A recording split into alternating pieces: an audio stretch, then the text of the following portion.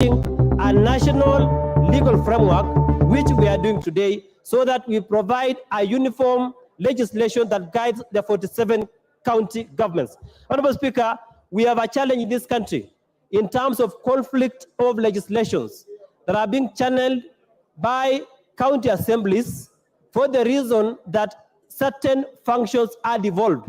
So, Honorable Speaker, we must think as a country that if a function is shared between the national government and between the national government and the county government, then there must be a uniform set of law that provides very clearly that this function is shared, and for that reason, we do not have what you call conflict of legislations which may bring issues.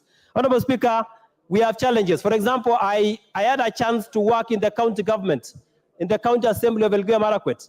Honorable Speaker, I am one of the drafters of the Elgeyo Marakwet County Assembly legislation on disaster management.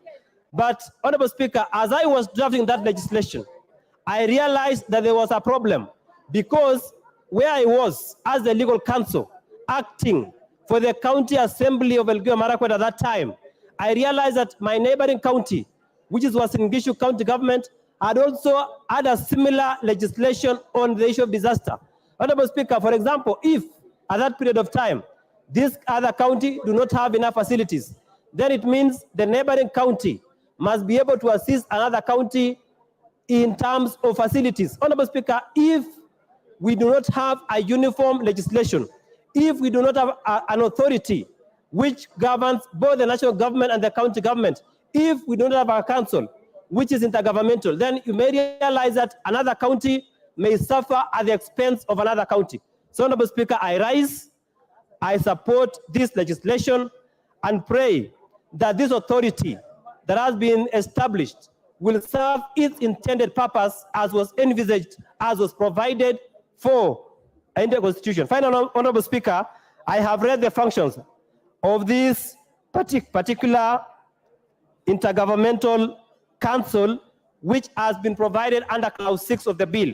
Honorable Speaker, one of the functions of this intergovernmental council is to advise and make recommendations to the cabinet and the summit.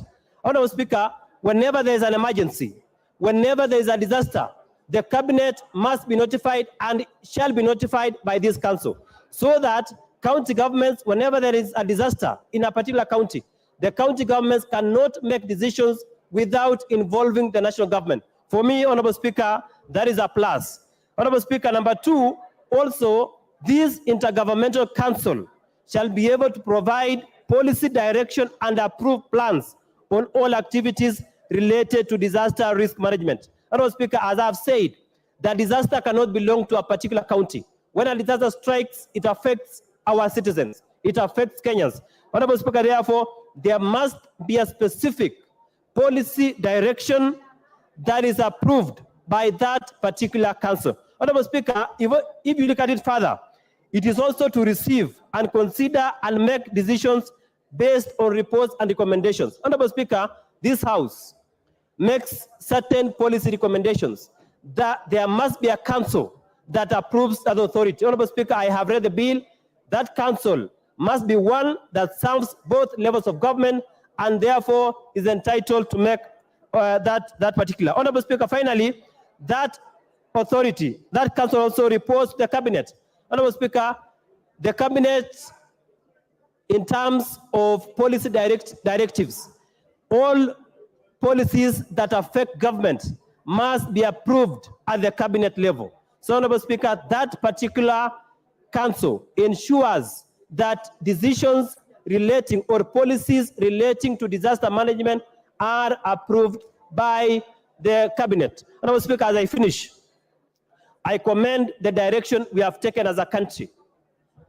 I commend the direction we have taken as a House, that, Honorable Speaker, when a matter is shared between the national government and the county government, then as a House, we must sit down, we scrutinize the fourth schedule, so that we do not have what you call conflict of legislations emanating from our county assemblies. We must have a uniform set of laws that governs the 47 the 47 counties in this country to avoid conflict of legislation and conflict of representation in various cadres. Honorable Speaker, I support this bill. When it comes to the committee of the whole house, I will propose the necessary amendments so that you can be able to strengthen the provisions of this particular proposed legislation. Thank you, Honorable Speaker. Thank you, Timothy. Honorable members, order. Before I give the next speaker, allow me to recognize in the speakers and public gallery students, and I believe with teachers from Ogande Girls High School, Homa Bay Town in Homa Bay.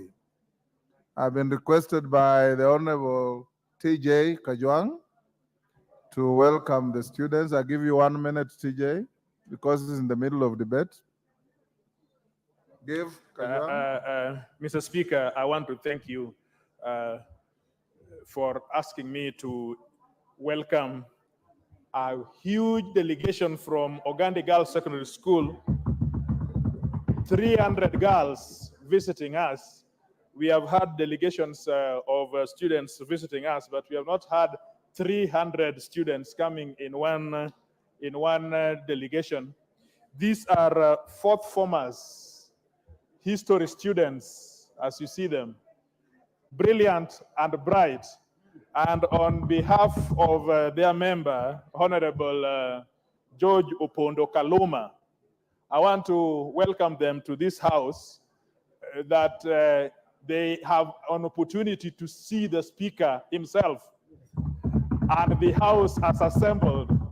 This should give them inspiration that in a few months coming, these young people should be doctors that we were talking about this morning. These young people very few should be lawyers, and none should be a politician, but most of them should be engineers. Mr. Speaker, I thank you for that opportunity. Thank you. Honorable Gideon Mulyungi, Mwingi Central. Gideon. Thank you, Mr. Speaker, for giving me this opportunity to contribute to this very important bill, the National Disaster Risk Management Bill. Mr. Speaker, there has been a problem in Kenya. Whenever we are faced with a disaster, the coordination of responses is disjointed.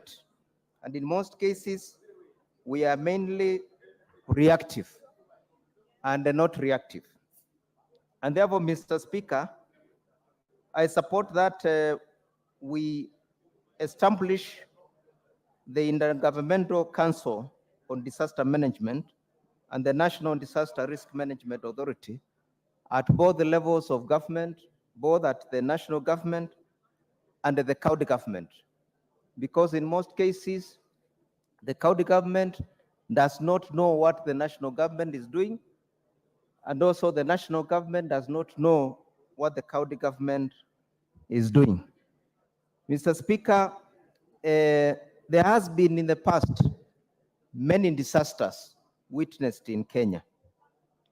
And some of them, they just happen and nothing happens in terms of responses.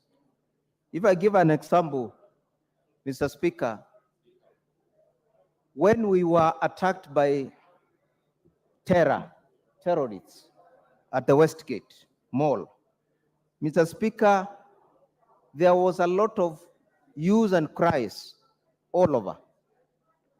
And the coordination was not well done. And therefore, if there is a standing authority, a standing committee that is prepared and on a day-to-day basis deals with the disaster and nothing else, in my view, I think the country will be moving in the right direction.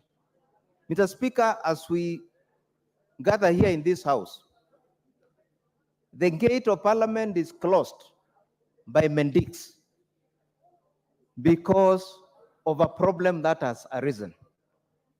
And Mr. Speaker, I consider this one as a disaster. because many Kenyans are dying in hospitals because of lack of doctors. And an authority like this one, which prepares for such kind of cases, will come in handy to deal with cases of disasters, because what is happening in our hospitals now is a disaster. Mr. Speaker, the other day we witnessed El Nino rains all over Kenya, and many roads were destroyed. And there has been no intervention at all in terms of repairing most of those roads. Some of them are trunk roads, some of them are feeder roads. And in a situation whereby we have this kind of an authority and an apex coordination committee, it will deal with disconnected roads all over the country whenever those kind of emergencies happens. Mr. Speaker, also we are witnessing a lot of increased level of road carnage. And Mr. Speaker, a situation like this one can be addressed by an authority like this one, which deals with the emergencies of road carnage. Mr. Speaker, we have also in the past witnessed increased high cost of living. Farming in the northern frontiers and also in the counties in Ukambani, where relief food is being distributed all over the counties. And Mr. Speaker, an authority like this one will prepare itself to deal with such kind of emergencies. And therefore, Mr. Speaker, where I come from, I want to support this on behalf of the people of Mwingi, that we establish this disaster risk management committee and authority so that it can deal with the disasters in Kenya. With those few remarks, Mr. Speaker, I support. Thank you very much. Thank you, Robert Basil. Thank you, Mr. Speaker. I rise to support this bill on very many reasons. We need to acknowledge that disasters such as floods, famine, fire, and diseases disrupt functioning of community, more so increase vulnerabilities. Mr. Speaker, one of the key reasons why I support this bill is because disasters strike without any particular warning, and it's important to cushion our people from loss of life and properties. Number two, Mr. Speaker, we need to equip our people with the right skills and training. And having a fund to support training and capacity building is very essential and is one of the reasons why I support this particular bill. Number three, Mr. Speaker, we need to ensure people recover better. We call it building back better. And this can only be facilitated when we have a fund that can be able to support such an initiative. Number four, Mr. Speaker, a proper response to disaster issues or the destruction caused by disasters is important. And this particular fund will support response to disasters. And that is why, Mr. Speaker, I add my voice to support the bill. Number five, Mr. Speaker, we need to understand that although disaster management is a shared responsibility between the county government and the national government, the issues to do with the capacity of county government to manage disaster, more so the fund for disaster response, is questionable. And that's why, as a house, when we are going to be making amendment to this bill, we need to agree where to sit this particular fund so that at least we bestow or we place the fund to an authority, to a government with the right capacity, and no doubt that is the national government that will be able to manage the fund and make sure it is properly utilized. So, Mr. Speaker, now I can see Madam Speaker, I do say that with the due consideration, and having looked to the important function this particular fund is going to play I fully support the bill, and I do applause the move of the bill, who is the leader of majority, Honorable Chungwa, for bringing the bill, which is very timely, considering now we are times of rains, and we are likely to witness floods, which are going to cause destructions. And most when you hear floods, we can't talk or we can't exonerate waterborne diseases like cholera, which are likely to emerge because of the current rains and floods. So having a fund is important, and I support. Thank you, Madam Speaker. The Honorable Member for Teso South, Honorable Mary Emase. Thank you, Madam Speaker, for the opportunity to contribute to this bill. Madam Speaker, this is a very good bill. From the onset, I support, because it is bringing together, creating a link between national government and county government on issues management of disaster. Because what we have seen in the past, Madam Speaker, flooding in many areas of this country, accidents, name them, you find that there is no coordination, and response is delayed. And sometimes these monies, when they are sent to the county governments, because it's a devolved function to deal with the issues of disaster, sometimes the money, there are issues of accountability in respect to the management of these resources. So when I see that there will be a disaster committee in every county that onboards all important stakeholders, like the Red Cross, St. John's Ambulance, county commissioner, county commander, the governor, and all stakeholders within the county. And this particular council will just be focusing and dedicating and putting all its efforts towards management of disaster.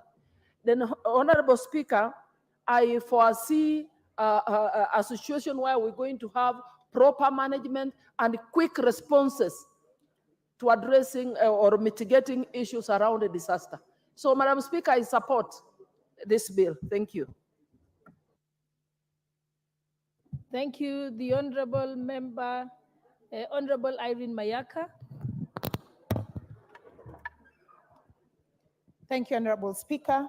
And Honorable Speaker, I also stand to support this particular bill because, Honorable Speaker, I actually believe that this bill has come to the House at the right time. And I think it's very progressive because in the past, we've always been dealing with disaster issues in this country with a knee-jerk reaction. We wait until a disaster occurs, and then we quickly look for a solution that only solves the problem at that particular time, or in some instances doesn't even solve it. And Honorable Speaker, when I say this, I'm just thinking back, reflecting back to the last 2 weeks, when we had a situation where the expressway was flooded and we could not be able to access it. And yet, if we had such an authority within the county of Nairobi, they would have been able to actually analyze situations based on historical data that we have to be able to know whether or not something is going to happen or preempt issues that are going to happen.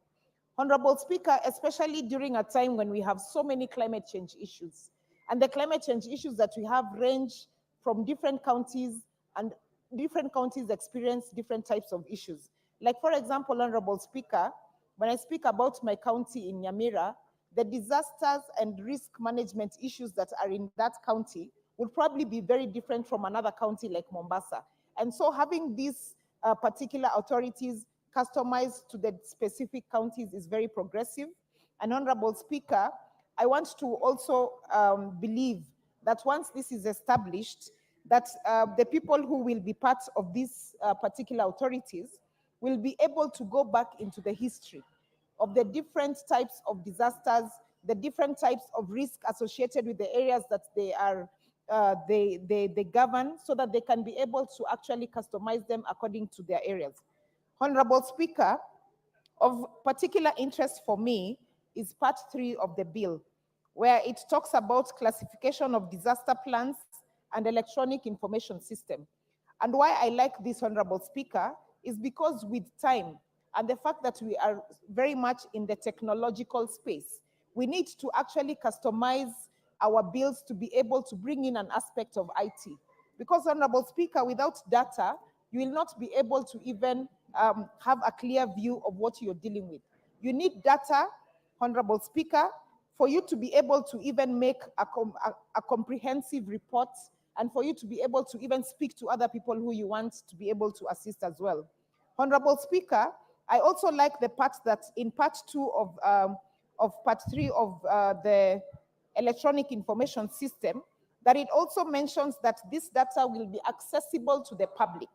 And not only that, but that also they will ensure that Data Protection Act of 2019 is taken into consideration. Because, Honorable Speaker, again, for as much as we want our people to be able to access data, we must also safeguard them. But in having said that, we cannot safeguard ourselves too much to an extent that we are stifling innovation. And, Honorable Speaker, I'd just like to throw a spanner in the works in terms of this particular bill, because I've gone through it, but I've not seen any aspect of AI. And what I'm talking about, Honorable Speaker, is, for example, the current issue we have with our fertilizer. If we had a drone-based system in this country that would have been able to quickly analyze the fertilizer that you're receiving, analyze the soils, figure out what the pH of the soils is, and be able to determine note to note in terms of what you want to actually put in different soils, then we'd not be having this kind of problems. And so I just want to urge all of us, when you're coming up with these very progressive bills like this particular one, we should also always include an aspect of AI, because artificial information, Honorable Speaker, is very important. We cannot ignore it anymore in this country, and it also just helps us to make our work easy.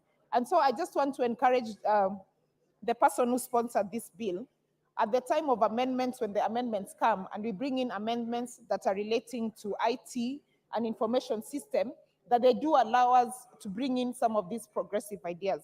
Honorable Speaker, with those very short remarks, I do support. The Honorable Member for Kwanza, Honorable Ferdinand Wanyonyi. Thank you, Madam Speaker. Madam Speaker, I rise to support this bill. I think it's very important that we establish units or departments in both that can be able to correspond with whatever happens in the county. Currently, Madam Speaker, you see, and from the experience, at times you find something has happened in the county, and you find there's no spark up, either from the government or from the county government. So if we have set up a coordination, a departmental unit that to be able to deal with whatever disaster that we'll be able to have, you never know, one of which is, for example, we have these floods. The floods sometimes affect areas, and then of course you as a member of parliament, you don't know whether it should come to you, and you don't have that kind of money for emergency. When you involve the county government, they equally say they don't have that kind of thing. But if you have that disaster management unit to be able to assist, we have cases where, for example, a bridge is broken because of the flooding or whatever disaster it is. Madam Speaker, you find yourself in a very awkward situation. As a leader, you don't know who to refer to. Had a case, for example, of flood covering almost there were two wards. I didn't even know what to do, because when I called my counterpart, I called my governor, and he said, but where do I get the money from? I didn't even have that as well.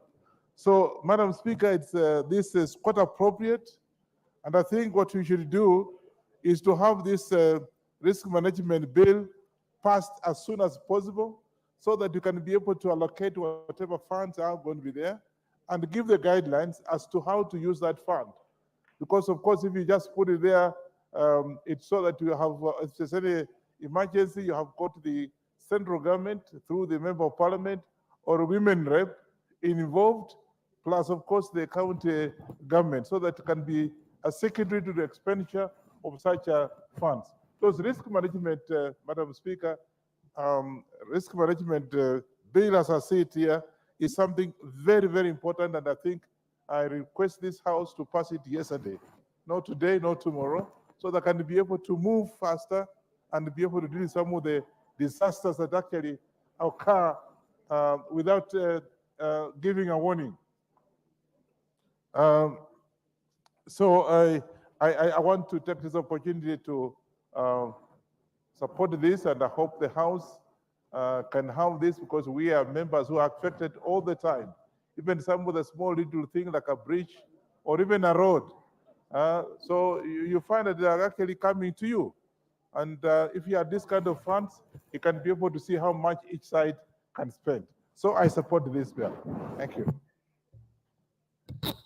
The Honorable Member for Sigor, Honorable Locha Kapong.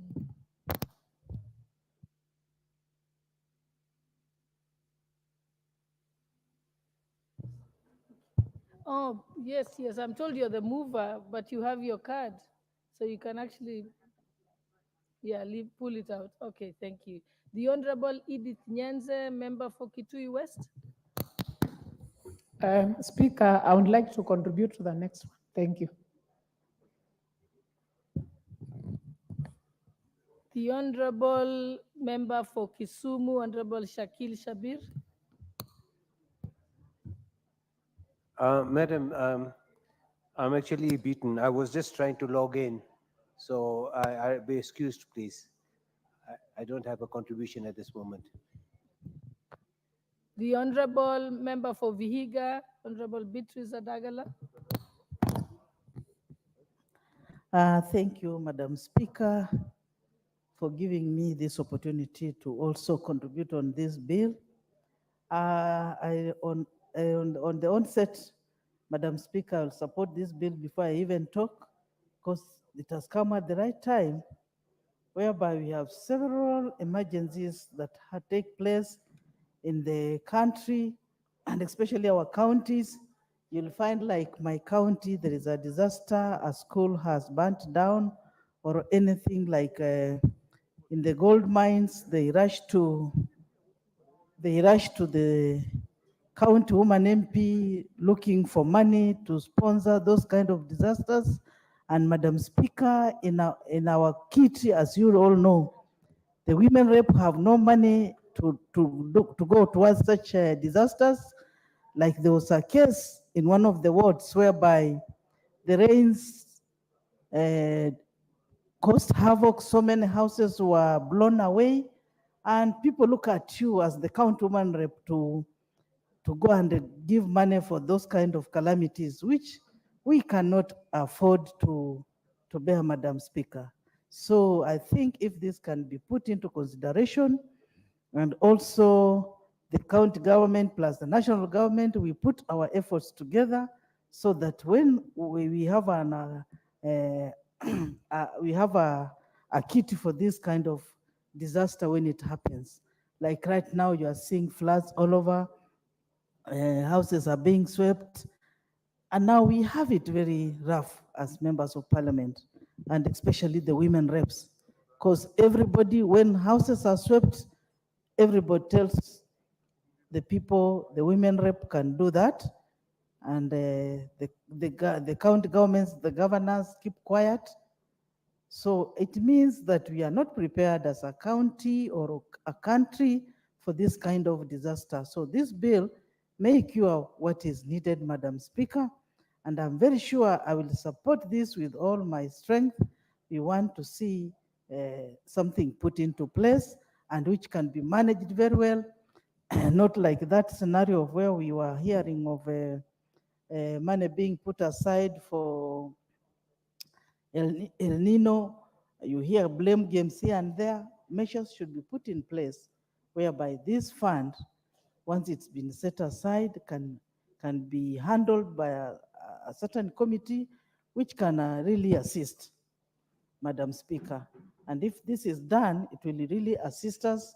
Schools that get burnt all the time, floods that come all the time, the wind that blow away houses, because I'm very much affected because when this happen, they always send to the women rep to get in charge to take care of such incidents, and we don't have funds for that.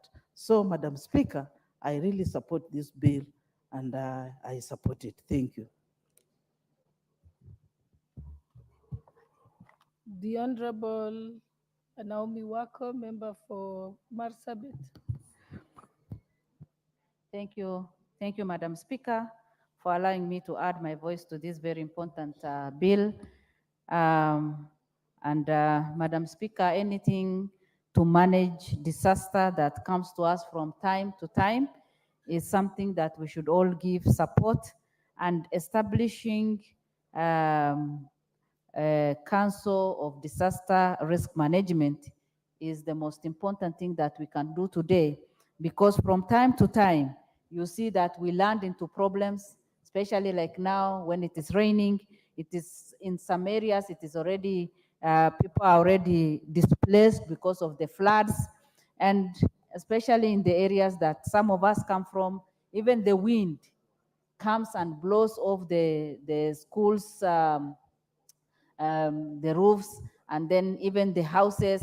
And most of the time we land into problems that we are not even prepared for. So if at the county level and at the national level, we have national disaster risk management bill, then that can guide and can help.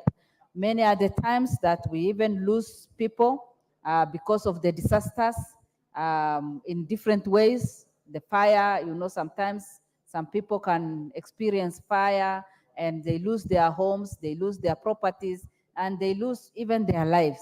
So the best thing that can help us is to have this bill in place so that we can be able to manage that. I support the bill because of composition of the board members, the qualified people who are to be there, so that in any board, then we have qualified people, we have people who are well experienced, so that they can hold the offices and have the right thing in place. The bill has taken care of different things, vacation of office.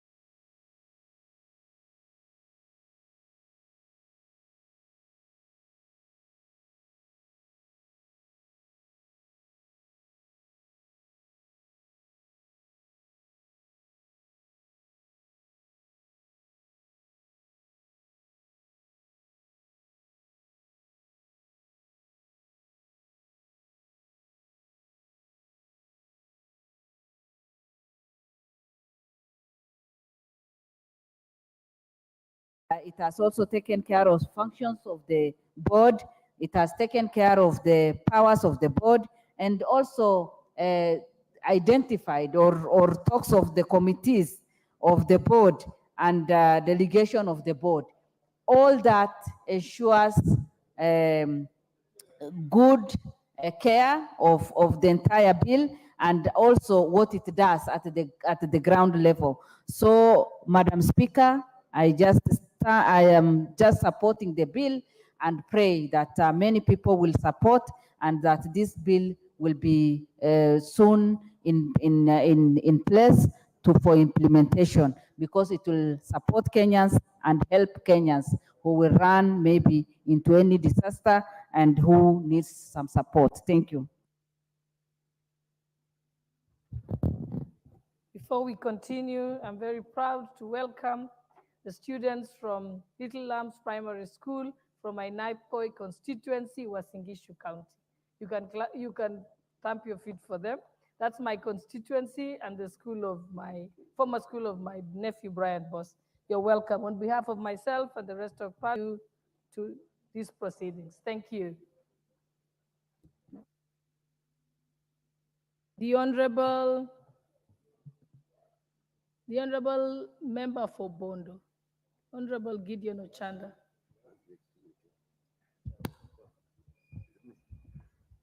Thank you, Madam Speaker. Madam Speaker, as I rise to support the bill, I think there are three things that we need to look at very keenly. When we look at disaster, we look at the issue of emergencies, and we look at the issue of crisis. Now, I think these three things, we really have to either define them or to place them exactly where they belong and to be prepared for them. Because many times, what we, sometimes even the kind of debate that we are having around here now, Madam Speaker is indicating a disaster as a crisis. But then there are many times that we also must look at disaster as an emergency. And when you look at disaster as an emergency, the level of preparedness in this country is almost zero. Emergency or disaster does not go with bureaucracy. And what we have, and even some of the proposals that we are talking about, are still creating bureaucratic arrangements. You're still talking about a council, you are still talking about arrangements in terms of how to get to address issues of emergency or issues of disaster, Madam Speaker. So in my view, we have to really rethink as a nation in terms of how we want to look at disaster. There are situations like when you look at the kind of bureaucracy or levels of approvals that you need to respond to a disaster. I think sometimes they are very unnecessary. I remember a situation arose here one time where there were people who were stuck in the lake because of hyacinth. And getting a response, because we wanted a chopper just to airlift some 2 or 3 people. Imagine the guys are stuck in waters and we are told you must write to some disaster committee in Eldoret, or you must write to somebody in charge of the police system for purposes of emergency. For how long do you look at this thing, look at in terms of raising a letter to get to an office, to have a council sit down, to approve that this disaster is actually a disaster that requires a response? So, Madam Speaker, we really have to think of this generally. And when we think of it, we must look at the proper definition of these things, because sometimes we are trying to place arrangements for emergencies, yet we don't place arrangements for crises that even we are forewarned. Like when we are talking about disaster in terms of flooding now, these ones we are forewarned. They can't be a disaster anymore. When you are talking about drought, we are many times forewarned. There are signals that are sent. So when we are looking at that, we don't need to look at it as a disaster. We need to look at it in terms of how well are we prepared for purposes of signals, because that is not really that's not a disaster in my view. That's a crisis in waiting, and we are forewarned. We are told that no, this is likely to happen. We are now told that rains are going to be with us here until June, for example. The level of preparedness, why do we want the normal bureaucracy to address our crisis? Because these are some of the things that, as we are forewarned, we really now need to put arrangements that can take care of issues of crisis, but not issues of disaster. So, but when you look at a disaster in the direction of an emergency, some of these bureaucracies are unnecessary. We need spot-on reporting system that can respond to when there are emergencies. And I think that's where some of the members, in my view, are either taking disasters to be crises, which you need to prepare, or some are taking disaster as emergencies. But if you look at them as emergencies, we are less prepared as a nation. Emergencies don't need bureaucracy. Emergencies need spot-on responses, and this is a structure that must be in place outside the arrangements for crisis. Crises that we are forewarned, crises that indicators are clearly there that they are going to take place. So those ones require an arrangement that we don't try to put together in terms of disaster management, Madam Speaker. And then again, issues of disaster sometimes require immediate low-level responses. We are constantly talking about national, that we don't need to have a national council. How do you respond to a disaster in a village through a national council? How do you respond to small little disasters that happen in a school or happen in a setup in the communities, and you want to look at a national office, a national agency, or a national bureaucracy to respond to them, Madam Speaker? So in my view, immediately we separate the issues of crisis from disaster and from emergencies is when we'll be establishing proper infrastructure for responding to them, Madam Speaker. Thank you.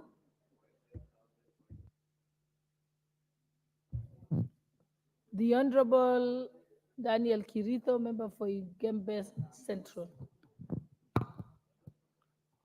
Thank you, Madam Speaker, for giving this opportunity to add my voice to this very important bill. Madam Speaker, the National Disaster Management Authority will be very crucial and very important agency in this country. Madam Speaker, the disasters that have been falling in this country have caused us a lot of damages and a lot of losses. Madam Speaker, the main essence of this agency is mostly on prevention. This country has become a country of age, and it will be very embarrassing whereby we are made our pants down by disasters without being prepared. Madam Speaker, for example, the flooding. The country should be prepared and have policies on place and know when the rains will be excess so that you can be in a position even to collect the floods and use that rain in future for other for useful purposes. Madam Speaker, the country cannot afford to be losing year in, year out through these floods.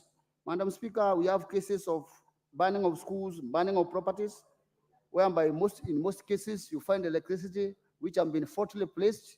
We should be in a position to be prepared properly to be able to avoid such unnecessary damages and losses. So if we are able to plan effectively and before these disasters come, we can save a lot of funds which are which end up being destroyed through these disasters. Madam Speaker, we have some other disasters. Even this rustling of cattle should be considered as a disaster in this country, because you find a community, a family that has used all their resources to put up a farm and put up animals. The rustlers come and steal them. That one also should be considered as a disaster, and the organization should also take care of that to know how to compensate those who will be losing their animals. So in short, Madam Speaker, I'm supporting this bill, and I think we should be prepared earlier enough so that we can be able to counter these disasters beforehand. And it will be very embarrassing for a country like Kenya, which has gone miles in technology advancement, not to be in a position to detect disasters in time before they strike. And most of these disasters are what, for example, the flooding and the burning of some institutions are things that should be early enough detected. The authority from the county level will be very vital, because in some counties you find they don't have even fire extinguishers, even machines to put out fire are not in place. Therefore, this agency management will be having those equipment in place so that you can fight those disasters in time before more destructions are done. We also need the post-disaster rehabilitations. There are communities that have earned all their properties lost in these disasters. We need counseling centers where those who have been affected can be taken through counseling so that they can continue with their lives after the disasters. Because some end up losing everything, they lose their lives. Others end up even hanging themselves after they realize that they've lost everything. So after the post-disaster rehabilitation should be handled properly, whereby you can have counseling centers for the affected members of the community. We also have the openness and the management of the resources, which will be managed by authority, by the team, and it will be very important that whatever is given to run this the disaster management, there will be openness and accountability, and that will go very far in making sure that the real targets and areas that have been affected have thoroughly been taken care of, and the affected are served. Thank you, Madam Speaker, and I support. The Honorable Member for Lungalunda, Honorable Magale. Thank you, Madam Speaker, for giving this chance to contribute on this very crucial bill. And I want to say on the onset that I support the bill because it is really touching on very crucial matter, which of course has been mishandled by the fact that always we were saying that disaster is devolved. Now, when anything happens in the counties and all over the country, then it becomes a blame game. But then more so, what makes me to be very curious about this bill is that there's a special team, which maybe it will be at the national level, but I will wish to suggest that as much as we would wish to have the team, whether an authority or whatever name it will be given, but let that team be cascaded down to the counties and even to the wards so that the response can be so quick to ensure that the affected people around the county or in the wherever they'll be getting the response very quickly and be salvaged. But again, I want to say that even the classification of disasters, like the wild animals, let me say in my area where I come from, sometimes the farmers are being affected in one way or the other. The jumbos or elephants come into their farms, destroy the farm products or the produce, and then in one night, the whole sub-county or the whole village doesn't have or it's affected by the wild animals. Then this should also be classified as also disaster, but more to emphasize on the issue of the commonly known disasters like floods, many other disasters. I wish to say that when it happens, then the coordination should be actually from the grassroots, as I've earlier said, that the committee which will be formed should emanate from the village level coming up. So the coordination should be in that the member of parliament, the women rep, the MCS, and any other important leader who is actually affected or in charge of the affected area should be put into consideration, because we don't want a situation where a disaster has taken place, then now it becomes phone calls, and whoever is being called, he doesn't know where to start and how to do it. There should be a very important communication strategy, whereas everybody will be brought on board and be responsible. Because as we speak today, it is either the county commissioner or the governor who is supposed to take responsibility. But I wish to state here that the member of parliament in this case are always being blamed that the roads, the bridges, and all these disasters which take place, the member of parliament and the women rep, so to say, are the ones who are affected first. So as we form the authority or whatever organ which will be formed to address this issue, then I would propose that either a representative of the MP and the member of the women rep be in those committees. And I will submit and to say that I support. Thank you, Madam Speaker. The Honorable Member John Makali, member for Kandui. Thank you, Madam Speaker, for the opportunity to also weigh in on this particular bill. At the outset, Madam Speaker, I will say I actually support the bill wholeheartedly. Schedule 4 of our Constitution actually grants the power to manage and control disasters to our county governments. Equally, Schedule 5 gives national government also powers to control issues related to disasters. So this bill, Madam Speaker, comes in at a very handy stage to provide a legal framework for the management of disasters, risks, and emergencies. Madam Speaker, in the past we have had floods. we have had droughts.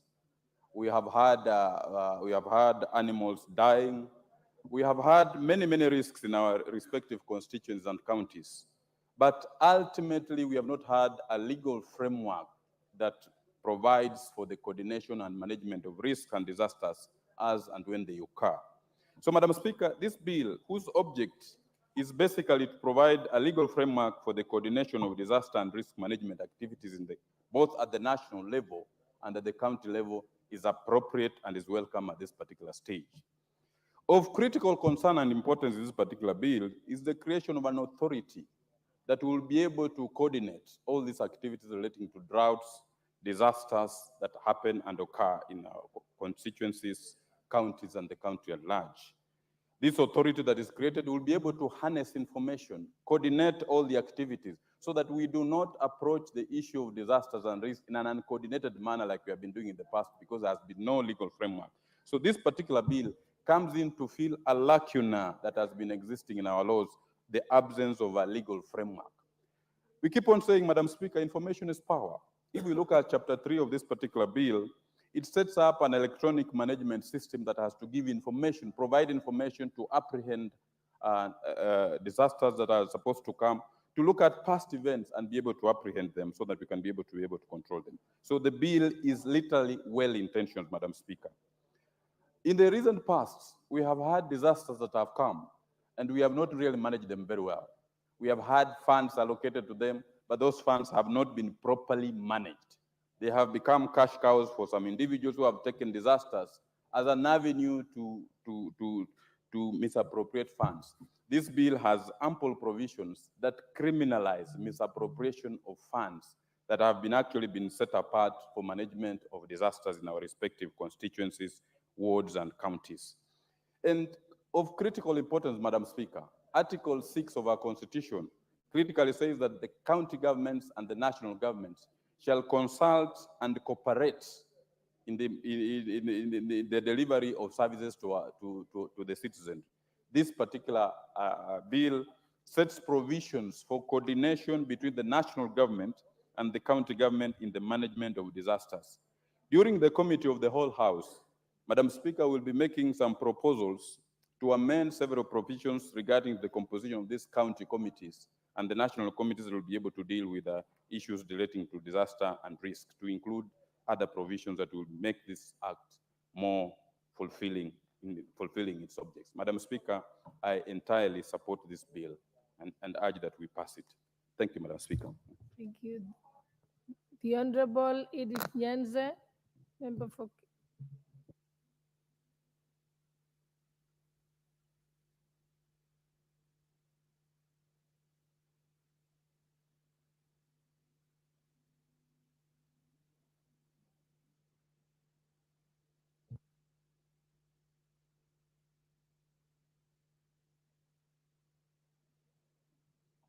Thank you. Thank you, Madam Speaker, for giving me this opportunity to hear my views on this bill. It seeks to establish a risk management authority, and I actually support it because it also seeks to establish a risk management fund, which will provide funds for risks and disaster, so that we as a country, we are prepared and also have a mitigation response in risk management matters. So it's actually a bill which has come at the right time to actually address some of the issues which have affected us as a country and which has caused a lot of death in our country. And with such, it also seeks to establish an authority, and with such an authority, we would have a central place where disasters can be reported, where emergencies can be reported, and it's even better because there is a risk management committee in the counties where the governor is the chair, and with such representation up to the counties, then it will be very easy to even report disasters, because from such committees, then they will be able to establish whether a risk is for the county to handle or whether it's a national disaster for the national government to undo. And in the past, the coordination has been blamed for slow response to crisis. The coordination has been blamed, but now with the establishment of such an authority and with the presence in the county, then the response will be very fast, and this will save lives. So it has come at the right time. But Madam Speaker, some of the disasters which occur every time, it should reach a time when they are no longer labeled, should not be labeled as disasters. Because if something comes every time, if there is flooding in a river every time, then we should come up with a solution, because you already know the problem. A solution of either building a bridge or coming up with a solution. Something like drought. This is something which we know if some areas will be, especially the ASO areas, will be affected. And with this risk management funds, then what can be done is that when there is plenty of harvest, food can be stored, and so that when there is drought, such areas would be actually be provided with food. So with such a fund and with such an authority, then some of the risks should, with the time, stop being disasters.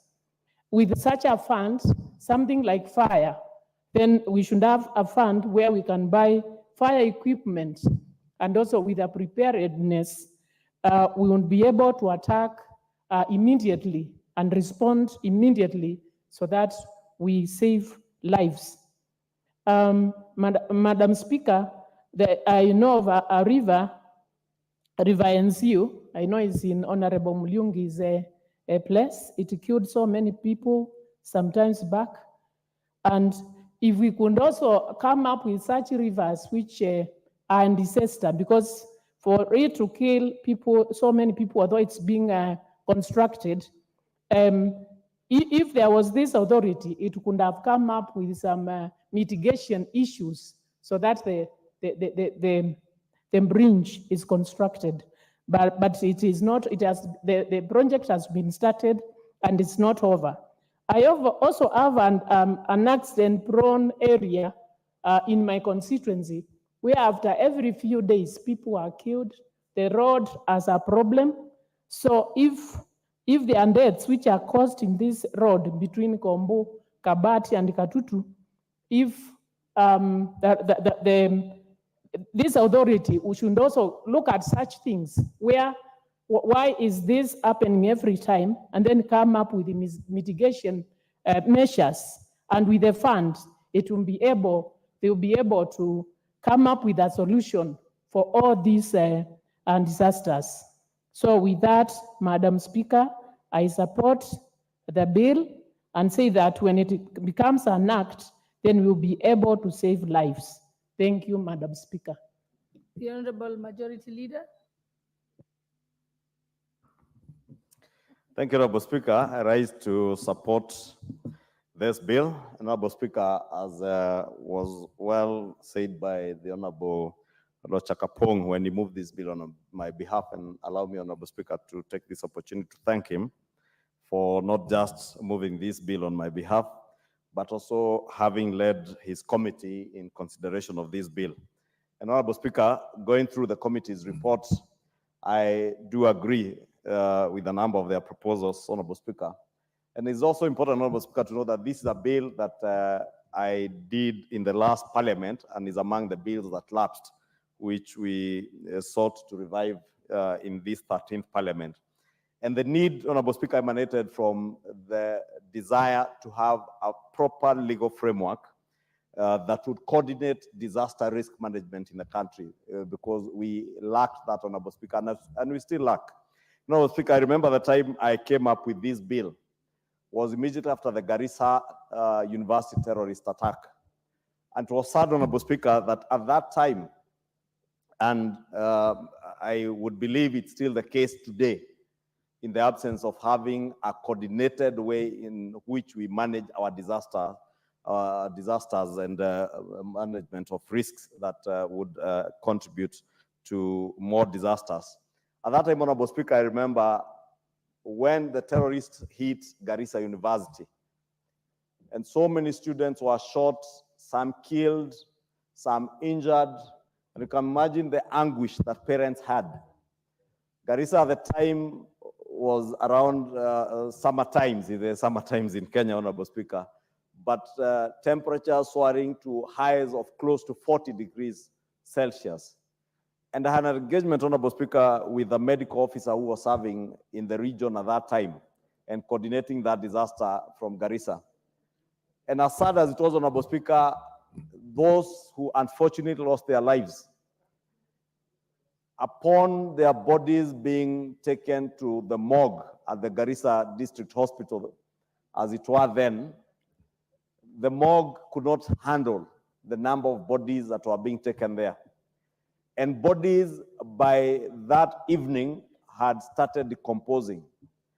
By the time the government was able to mobilize resources from Nairobi to fly to Garissa, to even get fingerprints from the bodies that were already decomposing, it was not even possible. And I was told by those who are in the medical profession, when bodies stay under such temperatures, they get disfigured. And therefore, even fingerprints were disfigured. And that's why you realize it took a long time for families who are already notified that they have lost their loved young ones at the university, but they could not be able to identify what body belonged to who. And imagine the anguish parents had. Some, I remember, were accommodated at Chiromo University, Chiromo campus of the University of Nairobi.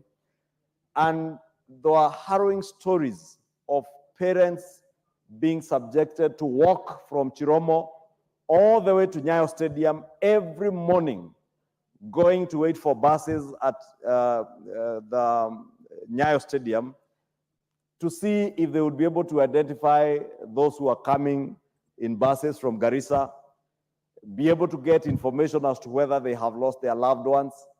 And eventually, Honorable Speaker, I remember I engaged with one parent who had traveled all the way from West Pokot, sold his 3 goats to get fare to come to Nairobi. And he exhausted the money that he had sold his 3 goats through trying to get accommodation in Nairobi, and had to walk every day when they were eventually hosted by the University of Nairobi in Chiromo. He had to walk every day for almost a week and a half before he finally identified his deceased child from Garissa University. And that motivated me, Honorable Speaker, to ask myself, what is it that we can do to ensure that if such a disaster ever struck again, there is a coordinated way in which we can handle such a disaster or others, Honorable Speaker. And from members' contributions, you can hear the anguish even ourselves as members of parliament have to go through every now and then, with simple disasters like the blowing off of roofs of our primary schools by strong winds, or floods. When floods ravage our constituencies, be it in Budalangi or somewhere in eastern Kenya, Kenyans are left suffering because there isn't a coordinated way through which government, both at the national level and at the county level, coordinates to handle disasters, Honorable Speaker.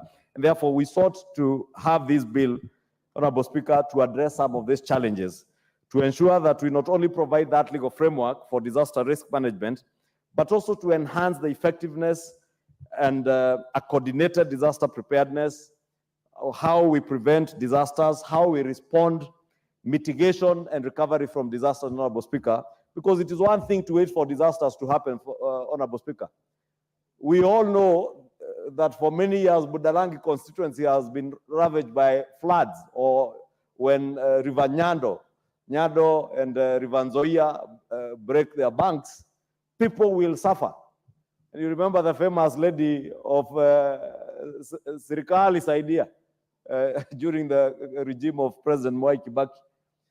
And that lady brought to the fore the suffering of the people of Budalangi from floods. And I remember government at that time moved from those calls to establish dikes and other mitigation measures, but we do not have to wait for Kenyans to cry out. We should be proactive. We should move ahead of time to see how we can not only prevent and mitigate disaster, but also ensure that Kenyans are able to recover quickly post-disasters, Honorable Speaker. And therefore, this bill seeks to address some of those issues and also to reduce disaster risks and vulnerabilities at the national and also at the county levels of government. Honorable Speaker, members are aware that every county government and even the national government has funds that are usually set aside for unforeseen emergencies.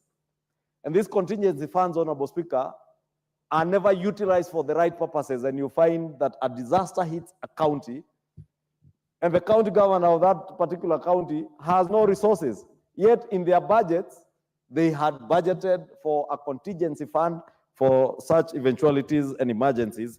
By the time the disaster hits them, they are ill prepared and are always calling on the national government to come to their rescue. And therefore, we want to have a coordinated process so that we know how do we establish that each of our county governments are budgeting and providing funds for disaster mitigation and disaster management. How do we also ensure, as members of parliament who are in charge of budget making, that the contingency monies that are set aside to deal with disaster management are indeed appropriated for that particular purpose, Honorable Speaker, and also coordinate so that when it is a county level disaster or a disaster that is restricted within a particular county, the county can first utilize their resources before they go out to look for help. Honorable Speaker, also we have measures to know through a disaster management authority, Honorable Speaker, how can we even coordinate the mobilization of resources? Honorable Speaker, look at the COVID pandemic. We had, as a country, we had to set up an ad hoc committee, look for people in the private sector, in the corporate world, a few public officers, to form an ad hoc committee to mobilize resources to even be able to look for gloves and masks that were required to prevent loss of life, Honorable Speaker, and further spread of that disaster of COVID-19. Honorable Speaker, all these things have served to remind us as a country that we are always ill prepared and we are caught flat-footed when disasters strike. And it is high time that we prepare in a way that we'll be able to enhance our own resilience to the impacts of disasters and other risks, and also issues that touch on climate change, Honorable Speaker. We are now in the discussions of climate change and, Honorable Speaker, how we mitigate issues to do with climate change. With the changing climate, Honorable Speaker, floods, hurricanes, Honorable Speaker, will become very common things. Honorable Speaker, if we don't take deliberate measures for reforestation, soil erosion, landslides will be so common, Honorable Speaker, and unless we have a system where there is somebody checking on what we are doing, both at the national level, at the county and local levels, Honorable Speaker, to ensure that even as we deal with climate change mitigation measures, we're also looking at the effects of that, the changes in our climate in matters touching on floods, as I said, soil erosion, washing away all the good soils and the nutrients that our crops need, Honorable Speaker, exposing us to other disasters such as hunger and droughts, Honorable Speaker. Landslides in those areas where they are prone to landslides, like in Murang'a County and other areas where Elgeyo Marakwet, Honorable Speaker, and West Pokot. You remember the disaster that struck us about 2 or 3 years ago. And I remember then, Honorable Speaker, when that disaster struck in West Pokot, even the minister who was in charge of the interior, the minister who was in charge of the small disaster unit that is hosted by the Ministry of Interior. I can't remember the name of that small unit because there are small units within the Ministry of Interior that deals with disasters. The minister in charge then, the Honorable former CS Fred Matiang'i, told the country unashamedly, Honorable Speaker, that he could not access the disaster area because of the weather. at that time, flying a military helicopter. But the then deputy president, with a small civilian helicopter, was able to access that place, Honorable Speaker. And that also speaks to the disdain and contempt that some of our public officers had with Kenyan people, that you do not relate to the suffering of the people when disasters strike. It took the then deputy president, who is now serving as our president, flying a private chopper and even mobilizing private resources from Kenyans to be able to help the people of West Pokot then. And I was praying the member of parliament from that area was here, Honorable Speaker, because you do not know when such other disasters will strike. But we do not want to find ourselves in a situation where our current Minister for Interior will claim that because of weather, when he has choppers that have navigation equipment, he could not access a certain place because there is no proper framework as to how you respond to such disasters. And we want to find ourselves well prepared, Honorable Speaker. Honorable Speaker, I do agree with the committee's report that indeed, on hindsight, there are certain changes that we can make to this bill, and I agree with them on the deletion of some of the clauses, like clause 5, 6, and 7, that touch on the establishment of an intergovernmental council that will comprise 10 members. And I want to thank the committee and the chair, Honorable Chakapong, and say I do agree with them, and we will support the amendments that they have proposed during committee of the whole. Honorable Speaker, with those many remarks, I beg to support, as I also thank the many members who have spoken in support of this bill.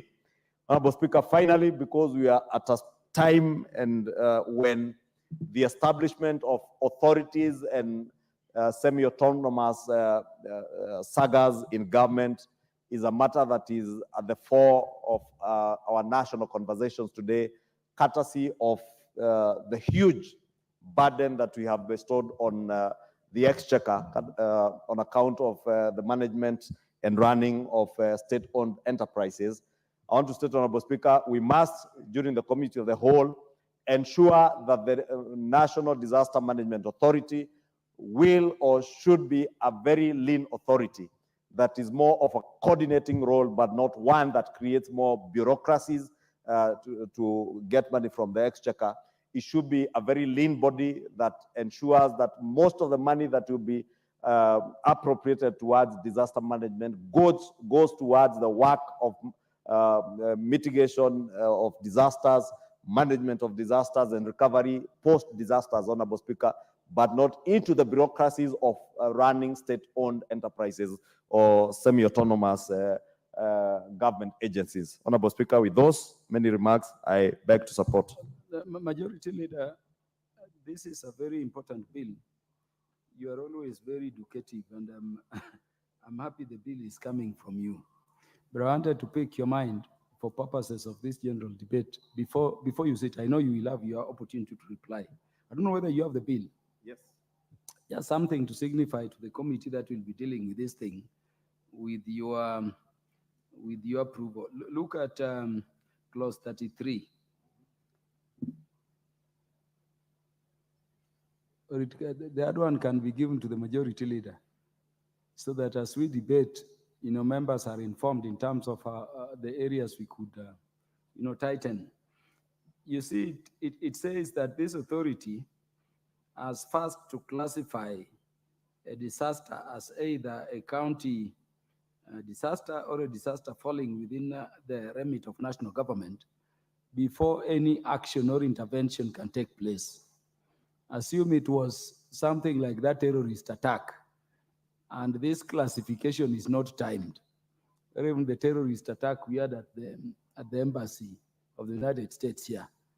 How do you see this, working? And at this sub clause, you're saying until a disaster is classified by the authority, it shall be deemed to be a county disaster. It's true, Honorable Speaker, that whenever a disaster occurs or threatens, I don't know how it will threaten, to occur, the authority shall determine whether the event is a disaster under this act, and if so, immediately assess the magnitude and severity or potential magnitude and severity of the disaster, then classify the disaster as a county disaster or national disaster, and C, record the prescribed. Honorable Speaker, I think these are some of the issues, Honorable Speaker. On hindsight, I say we, together with the committee, will be looking at possible amendments so that it is clear that the authority is to determine, when a disaster occurs or when it threatens to occur, for instance, when it is raining and trees are falling off the hilly parts of Muranga or Elgeyo Marakwet or West Pokot, and there's a threat that there is likely to be a landslide. Then the authority, we cannot wait for the authority to determine whether that disaster will be localized in that area or whether national government should intervene. Because it's quite clear that a disaster is likely to occur or one has already occurred. They should be able to move with speed and be able to determine the magnitude. And I think we'll do some cleanup in this particular section to make it clear so that, again, we are not bogged down, as I was saying earlier, by bureaucracies also that we also create in law. Yeah, thank you very much. And I think in that endeavor, the committee should also look at even the definition of disaster is too broad. Anything that causes death, injury, or disease, damages property, infrastructure, or environment, significant disruption of life to a community is a disaster. You may end up in a situation where everything is a disaster waiting for national government intervention. And as we do that, we also look at the fourth schedule in terms of the kind of disaster the counties can give them, so that we delineate them. The Honorable Dr. James Nyikal, the MP for Seme. Honorable Millie, what is out of order?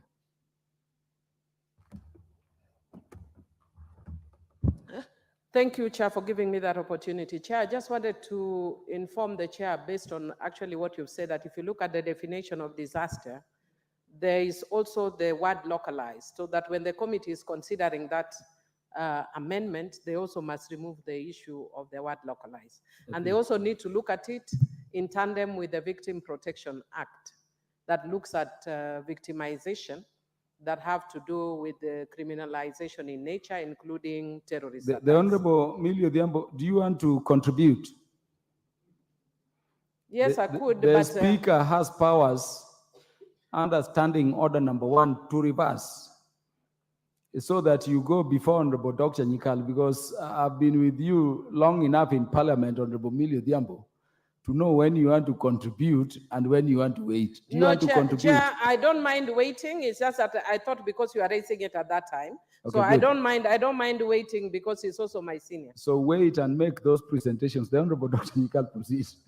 Thank you, Mr. Speaker, for giving me opportunity. Mr. Speaker, this is a very important bill, and I rise to support it. And Mr. Speaker, the objective of this is to actually get a legal framework for coordination. And Mr. Speaker, emergencies on disasters normally have an emergency element. So most disasters will have an emergency element. And if there's an emergency element, there is need for preparedness. And these are things that actually have to be done before. And then you have to get government systems that work through structures. So I support this bill because if you have to have an emergency response, you need to have pre-planned, and you need to work through government structures that sometimes are actually obstructive. Then you need a legal framework for coordination. And when you talk of coordination, Mr. Speaker, when you talk of disasters and emergencies, it is not often one department of government that is involved. It will actually involve many. It will involve security. It may involve the transport system. It will involve the health system. And all these will be various departments that are doing various things. But in a disaster, they have to come together to deliver. So I support that this bill tries to address that.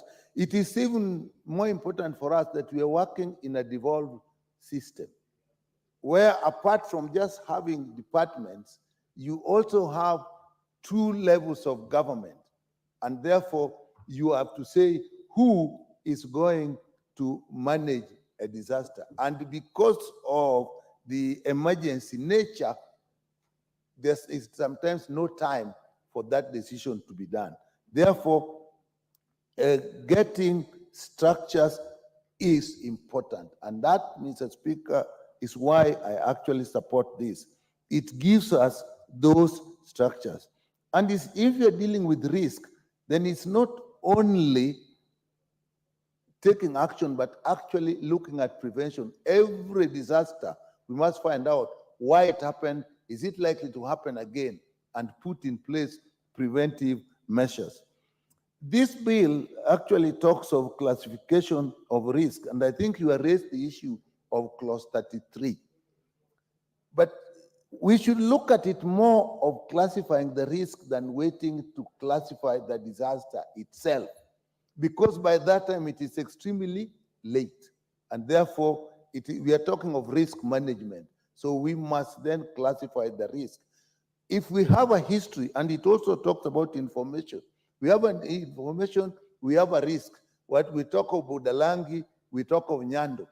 When the rains are coming, we know that these areas are likely to have that. And therefore, what risk do you put in place? And even what classification? And if you have a classification, Mr. Speaker, then you can use algorithms. You can't wait until it happens, then now say, okay, this one is there. You say, if this one happens, this is what needs to be done. That is how you actually manage emergencies. You don't wait. You have algorithms, and with those algorithms, you also put up SOPs, how you respond, yeah, so that you know with this is what you do, and this is what is be done.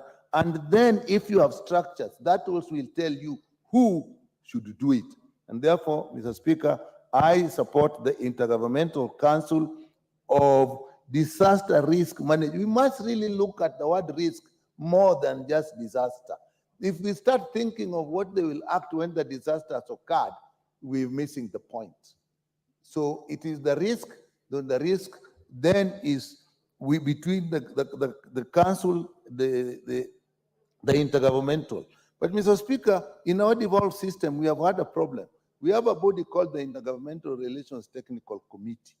You are a lawyer, but you know that we also created something called the Secretariat of the Council of Governors.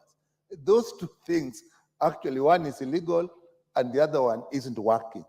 So even if we form these intergovernmental structures, we must be willing to actually get those structures to work. Otherwise, there'll be points of argument. We then create an authority, and what I like about this authority, when you have a risk, if you have assessed your risk, then it must come in pre-planning, and if you are going to have pre-planning, you must have a budget. The worst thing is when you wait until you have a disaster, and then now you are starting to look for funds.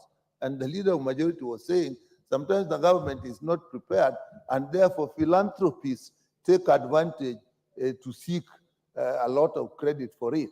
But the philanthropists are good, but the philanthropists should work within a structure that is laid out. In fact, when you have a disaster, you then have to need to control philanthropists, because quite often they can actually derail the issues we have. In 2007, when we had the IDPs, we had to go in and control the philanthropists that were coming within the structures that are put in place. If you work here, this is what you do. You come with your food, this is what you do. We come with your medicines, this is where you put it. Otherwise, they seem to take over. So I like the council that are put in place. I like the authority, but the authority I like because they're pre-planning and the budgeting, so that there's a framework. Even those who are giving you funds, sometimes it is better for them to just give you funds and work through a structure than actually to have one person coming with a load of food, the other come with a load of medicine. Nobody has checked whether these medicines are registered in the country. Nobody knows whether the food is expired. And now people are just running around helter-skelter. So that those authorities will do that. Then we have the county disaster risk management committees. Again, if we can have all these structures, but if we don't have the standard operating procedures which are within these committees and risks that have been identified and set so that you do this and this, these committees will not work. So, Mr. Speaker, I support this bill, and we look at it and look at areas where you really need to look at risk rather than wait for disasters to take place and then try to classify them and manage them. You should be prepared. Thank you, Mr. Speaker. The Honorable Martin Owino, MP from Dewa. Honorable Millie indicated she's not in a hurry. And the Speaker, I heard her Honorable very well. Millie, you'll speak after Honorable Martin Owino. I heard her very clearly. And thank you, Mr. Speaker. Many has been said about this bill, and I just want to add my voice to it. Disaster management is a process, really. It's a process that starts with prevention, which I want to emphasize, that we really need to think of preventing what occurs so that we are not caught unawares, especially the floods, the fires. Some of these things are time bomb, and we know. Prevention should also, which I didn't see elaborated here, Speaker, we should have a very elaborated research system to know what kind of disasters we have in our country and when they strike. For example, in health realms, you may find seasons and the flus, and that should be well noted so that we prepare, we give flu shots before it becomes epidemic. Also, there's an element of preparedness. When it strikes, then what do we do as a people or as a system we are trying to put in place? Preparedness is one way of solving a problem. If you're not prepared, the way our counties are not, most of the time you find that CDF is called upon. School has burned down or bridge has broken, but we can hardly cope with those. But if we have this structure where we have a national or federal government supporting the systems on the ground, then we can easily manage disasters. Mr. Speaker, there's an element of response. When it happens, sometimes it needs rapid response. And sometimes what you just mentioned caught me. When the disaster is classified as county, and it is more than a county, then what do? That will cause a delay. And when you delay in response, then you have a loss of lives and even more disabilities. So I think I do support what Mikhail says. We rather classify risks more than classifying the disaster, because there's no time for classification when disaster strikes anyway. The other element which I want to add on to this, which should be magnified, is when you have responded, there will be loss of lives, unfortunately, and also there will be disabilities. How do you manage aftermath? That is always left out. For example, if properties are stricken, you may have people homeless. Do you have shelters where they can go? Those should be factored in, and the committees should consider about that. So the nature, the extent, and the severity and occurrences, all these packed together in a research portfolio should inform us as a country, so that when disaster is about to or is almost, we can know and proactively respond to it. But I think this is a good bill, and I thank the authors. I don't want to say much because I know Millie is almost on half it, and I have exhausted my point. So I yield my time to Millie if that exists. Thank you, Mr. Speaker. you've also taken over the role of the speaker. I can assure you, the Honorable Millie Grace Odhiambo, MP for Suba North, should have the mic to make her contributions. Thank you, Mr. Speaker. Mr. Speaker, I wish to support this bill and thank the committee for bringing it, or the leader of majority. And I also want to indicate at the onset that it's a good thing that now we are having a legislative framework on disaster risk management. Indeed, I'm actually glad that it's clarified, because I remember very clearly we had this bill in the last parliament, but I do notice that it had lapsed. Mr. Speaker, because most people have spoken a lot to the issue of disaster risk management, I just wanted to talk about some of the issues that I've seen that are thorny in the bill. One of them, which I was actually intervening because I didn't know that I would have the time, is on the issue of definition of disaster, that because they have included the word local, it actually limits, because then a disaster can happen that is beyond local. But when you use the word local, it means it limits how we respond when you actually make disaster a local affair. And we have seen from experience, and even from what the majority leader had given, for example, of COVID. Do you classify COVID as a local issue, or is it a national issue? Then, Mr. Speaker, one of the other issues that I've actually picked that is of concern for me also is the definition of disaster risk management. And I'm encouraging the committee, even though our proposed amendments are already, that they should expand it to include having in place a permanent structure of disaster risk management at the county and national level, identifying and mapping disaster-prone or vulnerable areas, situations of people as part of management, because we already know as a country which areas are very prone to flooding, for instance, but we always operate like it's a shock when it happens. And then issuing early warning of imminent disaster. Mr. Speaker, if you go even to BBC and other areas now, you actually see alerts that are issued all the time. And even if you look at today's nation, I think media, I don't know if it was Nation or what, that I was reading, the US is already giving an alert on a possible terrorist attack in Somalia. That is actually a preparation for disaster. Why don't we have things like that? And then relocating populations in case of imminent disasters, and using technology to better management disaster. Mr. Speaker, one time when we were in Indonesia with the Committee of Budget, I woke up in the night, I was sleeping, and I actually thought I'd overslept and forgotten to switch off my TV. And Mr. Speaker, after a while, I actually discovered that it was an automated system coming through the TV that was warning us that there has just been an earthquake of this magnitude, and we should go out and we should do XYZ, for a focal point. And Mr. Speaker, by the time I was walking down, I think God gave me an amazing ability to sleep. I met people walking up. I had slept through the earthquake. And when I reached, I found people that were in centralized places. Should we have an earthquake in Kenya, I can tell you it will be shocking how we'd react, because we don't have those centralized places. In Indonesia, everybody knows there's an earthquake, every hotel has a centralized area.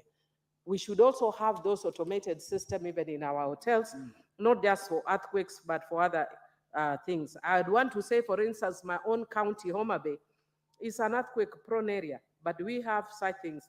I know Honorable Gladys will be doing something about it. She's just done her first year. But in terms of the law, those are the things that we need to be putting. Mr. Speaker, the other issue that is of concern to me is the issue of the definition again of emergency preparedness. And I'm encouraging the committee that what we need to add as part of emergency preparedness is having a policy in place for both the national and the county government, but also having in place a monitoring system for both the county and national government, having in place an early warning system, a continuous public education and awareness to the public on disaster risk response, including emergency numbers and centers, and having in place facilities and equipment for effective and quick response in case of disasters, including fire trucks, land, water, and air ambulatory services. Mr. Speaker, right now, if we were to have a disaster in Fangano Island, would actually have a challenge because we don't have a boat ambulatory system. I know we've raised it with our governor and she said she will bring it, but I'm not just saying it in relation to Homa Bay County. What about other areas that are, covered by water? If there's an emergency or a disaster, how do you respond quickly? And because now the systems that we have there are mainly private. And even for us to mobilize them, you might find the ferry is in Kisumu or wherever, and they are slow. If you are dealing with disasters, you need quick response. So for me, those are some of the issues that I'd want. Again, in clause 4, one of the guiding principles should be protecting vulnerable groups, including women, children, persons with disabilities, and the elderly in cases of disasters. Because we have not mentioned them specifically, but disaster affects different groups differently. When you have women and children, when you have disasters, women will be prone to sexual abuse and all other kind of issues. How do we respond to women in disasters like that, where they do no longer have any habitation and whatever? What about menstrual and gene and things like that when you have disasters? And then I'm also suggesting that we need to have the Minister for Gender because of that issue in the management authority. I know we are also trying to make it smaller, but even as we make it smaller, we need to have the Minister for Gender, who mercifully a lot of times also doubles up as the one in charge of the young person. But I know that now it's not the same, but it would be important. And then, Chair, on the issue of governance, it's an issue that I've been speaking to a lot on this floor, but I will re-emphasize it. Chair, we have this tendency that you find one Kenyan in 2 boards, or in serving a government office, but also in a board. When there are many Kenyans who don't have anything, why don't they also serve in those boards? Or we have one person that have exceptional intellectual capacities. Those are things that we also must address. We must also, in terms of governance, one of the other issues that we must also look at is the way we phrase the powers that we give the chair of the board.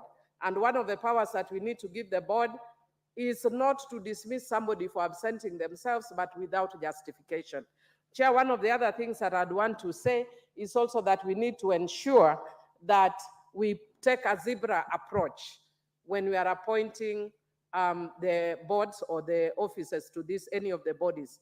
And so that if you have a male chair, you should have a female vice and vice versa.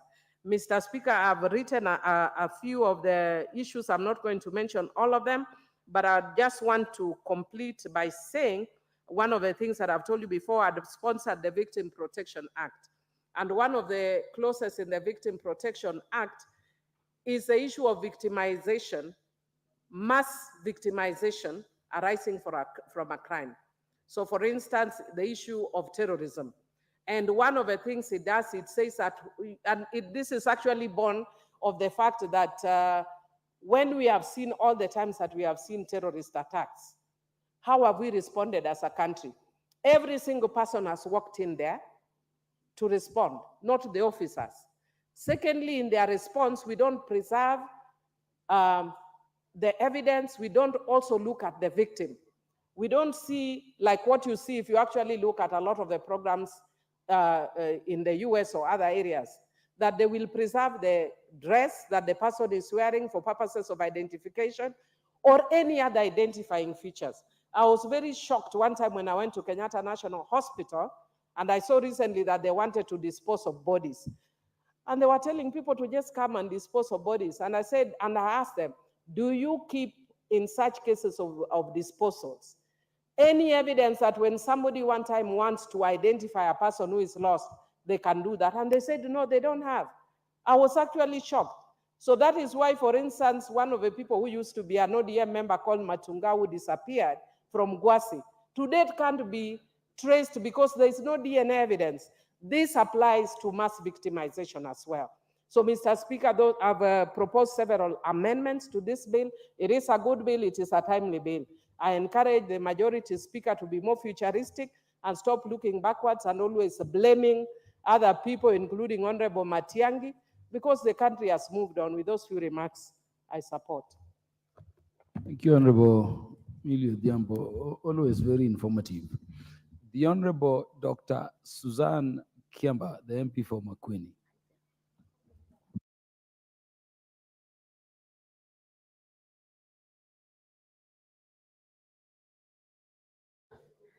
While I think it is in order to have a disaster management authority, I wish to raise some few concerns.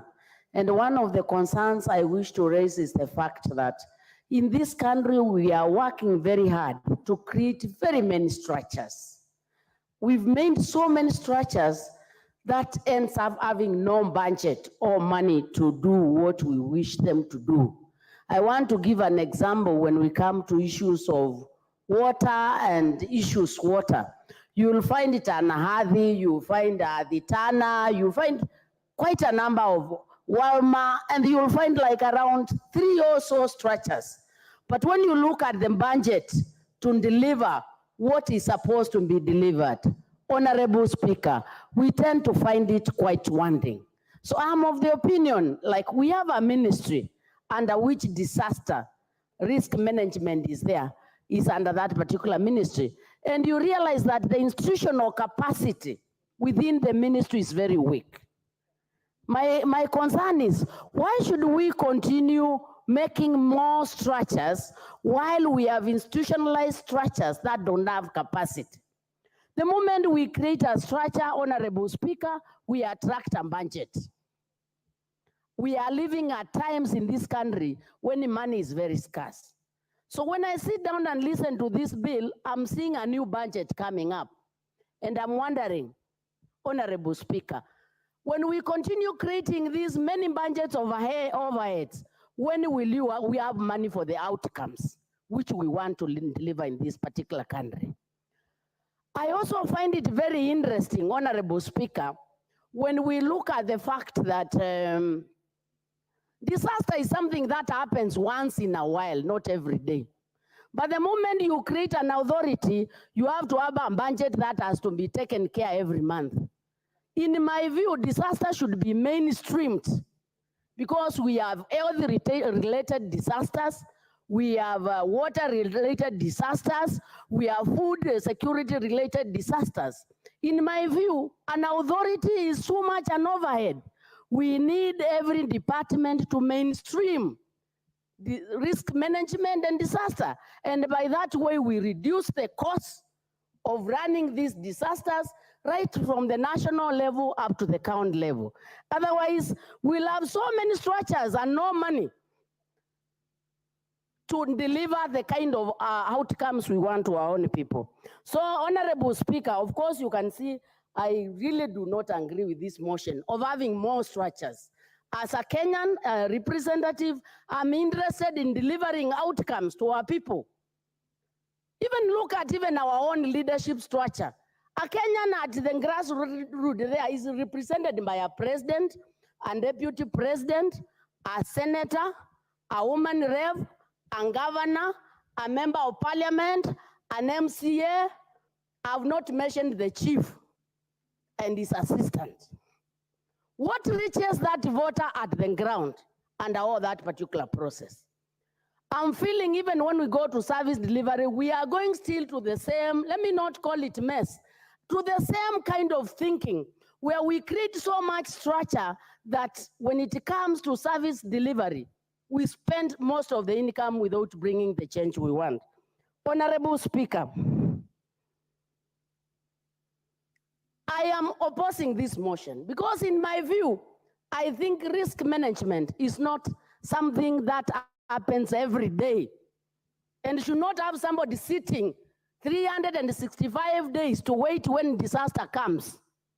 But people in every sector, people in every ministry, we should strengthen the disaster component. And by so doing, we can deliver seamless outcomes to our people when disaster emerges. Otherwise, Honorable Speaker, I stand to oppose that creation of a structure. I wish it could be integrated in already existing structures that we have and we deliver the service. Thank you, Honorable Speaker. Honorable Dr. Suzanne Kiamba is saying when Parliament is struck now, you not have some authority sitting somewhere still deciding whether there should be response. We should build in disaster response within systems so that there is no need for authority. I hear her to be saying that. and Honorable Martin Owino, of course, says that we should classify disaster, those ones which the counties need to respond to, those ones the national government, instead of waiting for a disaster to sit down and then plan. Everybody would be dead by then. The mover should now reply. Honorable Dr. Undo, I see you, but I remember I gave you opportunity to address the nation on this particular one. Yes, sir. So mover. Thank you, Honorable Speaker. I want to, on behalf of the Leader of Majority, the Honorable Kimani Chungwa, the member for Kikuyu, I want to take this opportunity to reply. Honorable Speaker, first of all, I want to thank all the honorable members who got an opportunity to contribute.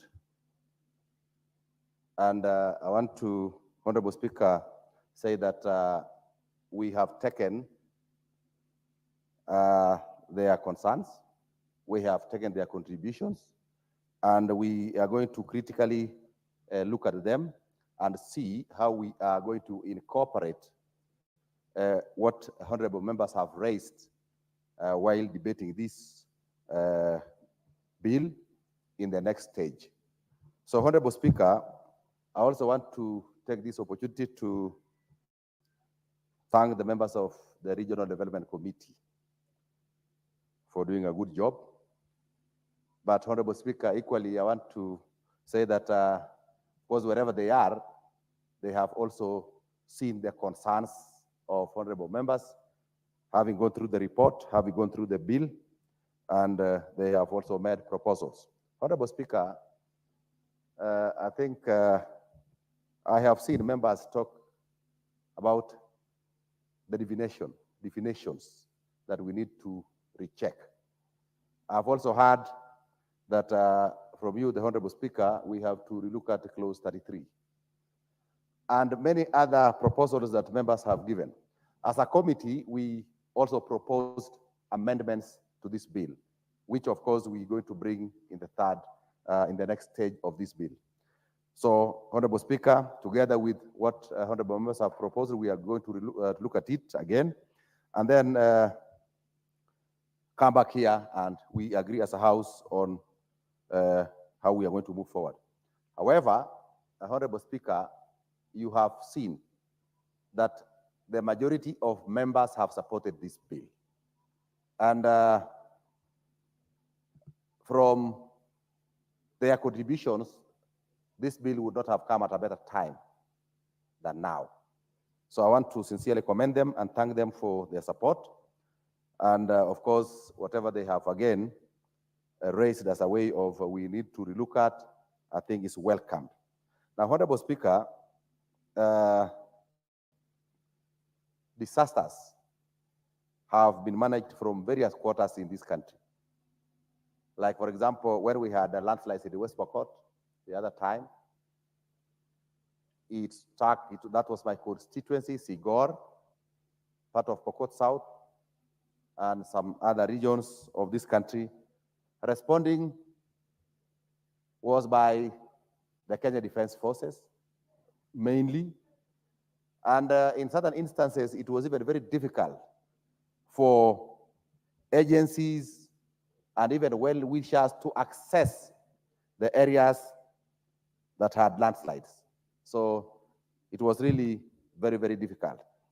And I think now, by coming out with this bill, which, Honorable Speaker, now seems to provide a legal framework so that we have coordination of disaster risk management, because as it is now, it is done through the KDF.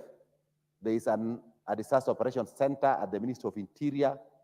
We have agencies like the Red Cross and others. So it's important that we have a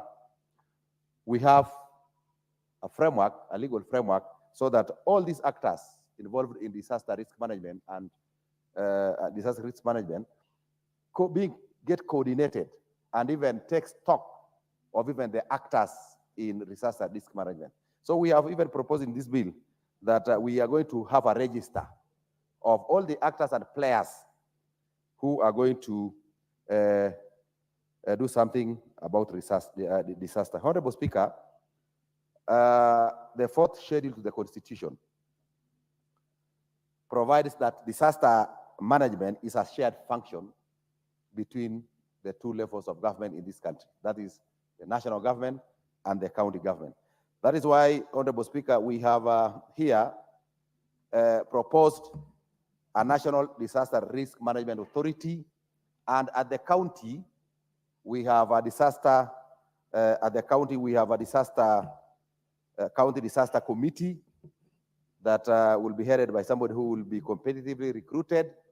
And in that way, I think we are going to have a situation where the two levels of government coordinate and work together to address cases of disaster. Honorable Speaker, you know, the people in the counties are Kenyans.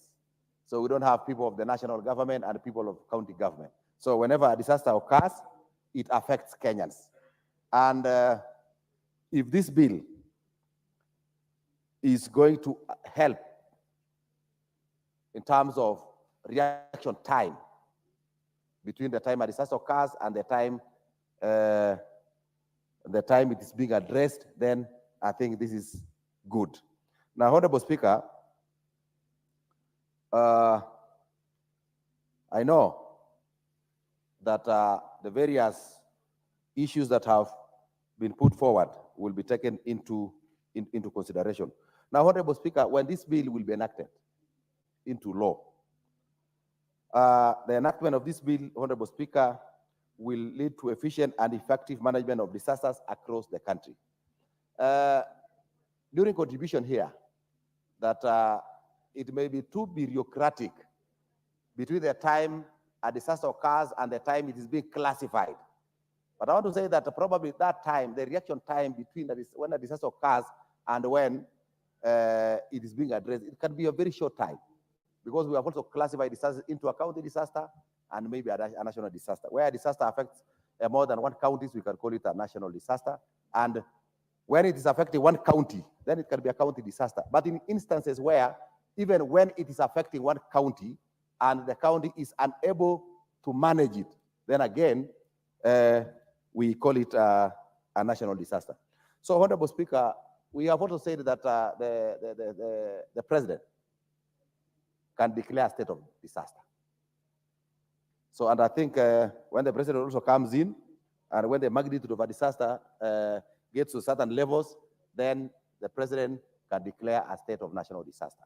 So I want to say, Honorable Speaker, with all the inputs by honorable members and what we have also proposed as a committee for amendments, I think this bill will go a long way to ensuring that whenever disasters strike, or whenever we have instances or cases of disaster, then I think there is a coordinated way of responding to disasters in this country, and probably even in a timely manner. So, Honorable Speaker, with those few remarks, I sincerely thank honorable members who contributed, and I therefore beg to reply. Thank you, Honorable Speaker. Thank you very much. For the convenience of the House, the question on second reading of this bill will be put the next time it will be scheduled for consideration by the House Business Committee. The Honorable, next order. Order number 13, motion, reports of the Auditor General on the National Government Constituencies Development Fund for 5 constituencies in Vihiga County. Mover.